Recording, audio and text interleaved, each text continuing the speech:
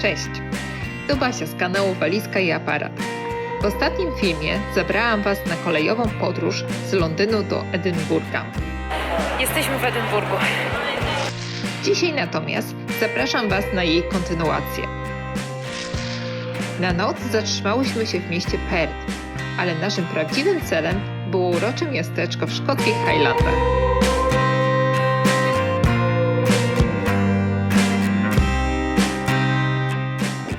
Jesteśmy w małej miejscowości Pitlochry.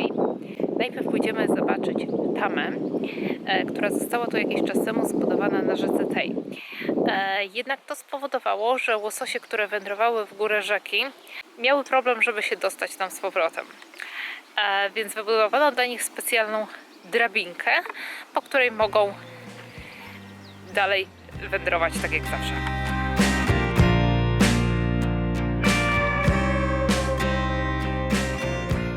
Budowę zapory rozpoczęto tu pod koniec lat 40. ubiegłego wieku. W ramach projektu, który zakładał utworzenie 78 zapór i 54 elektrowni w szkockich Highlandach. Zapory takie jak ta są zaprojektowane do wytwarzania energii elektrycznej z poruszającej się wody. Nad zaporą mamy zbiornik wodny Loch Flascali, który powstał w wyniku budowy zapory. Kiedy woda ze zbiornika spada, obraca ona turbinę, która jest podłączona do generatora. Zwiedzanie tamy jest tutaj darmowe, a tutaj w pobliżu także mamy Visitor Center, gdzie można dowiedzieć się pewnych informacji i także napić się, coś zjeść.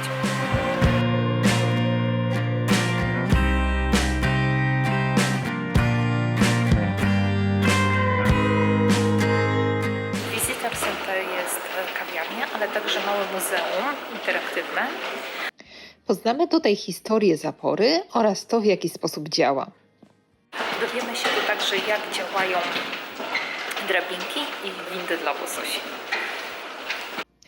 Gdy tama została zbudowana, trzeba było wymyśleć, w jaki sposób umożliwić łososiom podróż powrotną w górę rzeki. Takim rozwiązaniem okazała się drabina rybna. Ma ona 34 komory, w tym komory odpoczynku, które są w zasadzie małymi sztucznymi basenami, a każda ma nieco wyższy poziom wody. Zwiedzający mogą nawet podglądnąć wędrujące łososie na specjalnych kamerach. Nam akurat niestety nie udało się ich zobaczyć.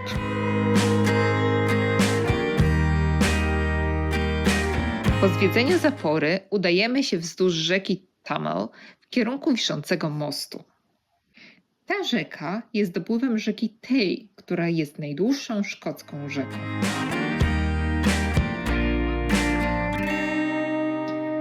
Po przejściu przez wiszący most, a potem przez ruchliwą drogę A9 skierowałyśmy się na ścieżkę prowadzącą wzdłuż farm.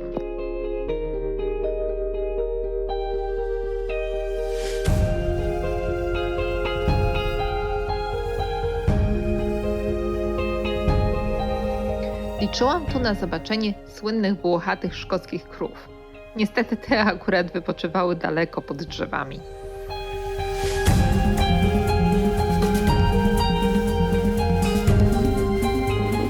Z tamy postanowiłyśmy się wybrać na punkt widokowy. Punkt widokowy znajduje się na jednym z lokalnych szlaków, których nie brakuje w tej okolicy. My wybieramy szlak, pętlę Cluny Path, której przejście zajmuje około 4 godzin. Fragment naszego szlaku pokrywa się z Rob Roy Way, czyli drogą Rob Roya. Jest to długodystansowy szlak mierzący 79 mil. Jego przejście zajmuje 6 do 8 dni. Łączy ona Pitlochry z Parkiem Narodowym Trossach. Nazwa szlaku upamiętnia Roberta MacGregora, zwanego Rob Royem. Był on szkockim banitą w XVIII wieku i jest uważany za tutejszy odpowiednik Robin Hooda. Powstały o nim nawet ballady i wiersze. Droga Rob Roya biegnie prosto w stronę miasteczka Aberfeldy. My natomiast skręcamy w lewo.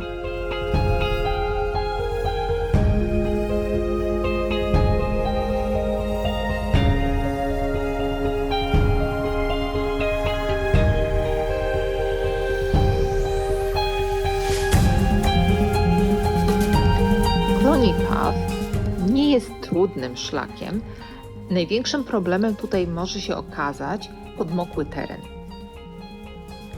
W końcu docieramy do bramy i otwartych wrzosowisk. Stąd rozpościerają się cudowne widoki na okoliczne wzgórza atolu. Ten fragment szlaku uważany jest za najpiękniejszy. My jesteśmy tu na przełomie maja i czerwca, ale to miejsce staje się jeszcze ładniejsze, gdy pod koniec lata zaczynają kwitnąć tu na fioletowo wrzosy. Powstanie wrzosowisk było w dużej mierze spowodowane działalnością człowieka. Zaczęły się one pojawiać na szkockich wzgórzach już w epoce brązu. Wrzosowiska stały się ważnym siedliskiem dla wielu gatunków płazów, gadów, ptaków, ssaków i owadów.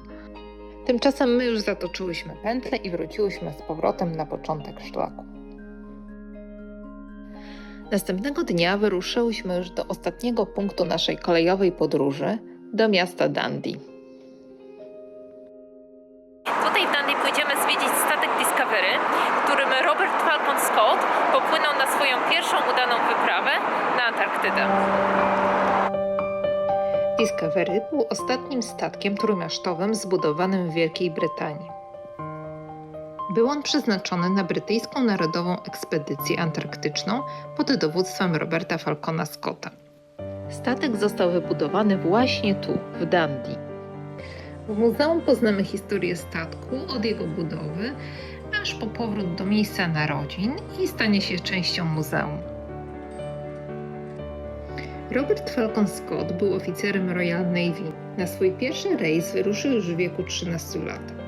Gdy w 1899 roku usłyszał przypadkowo o brytyjskiej ekspedycji antarktycznej, złożył podanie o stanowisko dowódcy.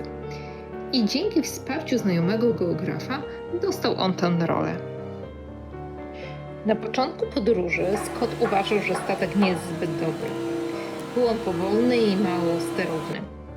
Jednak zmienił on zdanie, gdy ekspedycja dotarła do ryczących 40, czyli pasa wód oceanicznych, wzdłuż którego wieją stałe silne wiatry zachodnie.